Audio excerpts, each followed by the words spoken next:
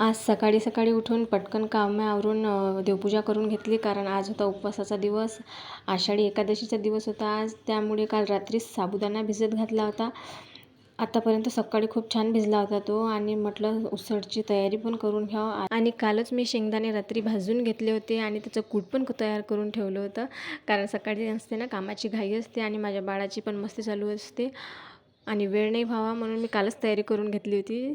इकडे पटकन चिप्स पण तळून घ्यावं म्हटलं, कारण की माझ्या मुलाला येता जाता काहीतरी खायला द्यावंच लागतं, म्हणून त्याच्यासाठी चिप्स तळून घेतले होते आणि माझं पण नाश्ता होऊन जात होता त्याच्यामध्ये. हे काय म्हणायलाच फक्त उपवास असतो, पण उपवासाच्या दिवशी स्वयंपाकापेक्षाही जास्त काम पुरतं, कारण की फराळाचं वेगवेगळं बनवायला खूप वेळच लागतो ना.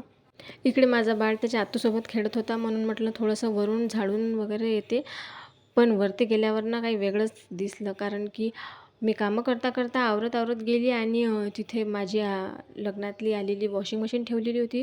त्यामध्ये वरचं पावसाचं पाणी एवढं साचलं होतं आणि त्यात एवढे किडे झाले होते ना. मग काय झाडणं दिलं सोडून आणि लागली तेच आवरायला. टब काढून घेतला पहिले वरचा आणि आतमध्ये बघते तर काय, वरती मी त्याच्यावरती ठेवलेले कपडे आतमध्ये पडून त्यात पण एवढं पाणी साचलं होतं आणि मच्छर पण खूप झाले होते.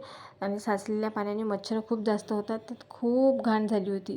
त्यात पडलेला सर्व कचरा काढून घेतला आधी. ही मशीन मला गिफ्टमध्ये आलेली होती लग्नात. ती मशीन उंदरांनी तोडून त्याची वाइंडिंग पूर्ण तोडून एवढी खराब केली होती, मग ती काय वापरायच्या काहीच कामाची राहिली नव्हती, म्हणून मी बाहेरच ठेवली होती. त्यात पावसाचं पाणी एवढं साचणार मला वाटलं पण नव्हतं. बघितलं तर काय खूप जास्त पाणी साचून त्यात एवढे सारे किडे झाले होते. मग ते पाणी पूर्ण फेकून दिलं. मशीन पूर्ण धुवून काढली आणि एका बाजूने मशीन मस्त आडवी लावून दिली, कारण की उलटी पण जर का ठेवली असती ना तरी त्यात पाणी साचलं असतं, कारण की खाली मशीना खूप मधामध्ये होत्या आणि त्याच्यात स्पेस होता. मग उलटी जर ठेवली असती तर त्यात पण पाणी साचलं असतं. त्यापेक्षा त्यातला सर्व कचरा काय राहिलेला होता तो फेकून दिला आणि मशीन एका बाजूने लावून दिली. इकडे खाली येऊन बघते तर काय उसळ वगैरे सर्व तयार रेडी होतं.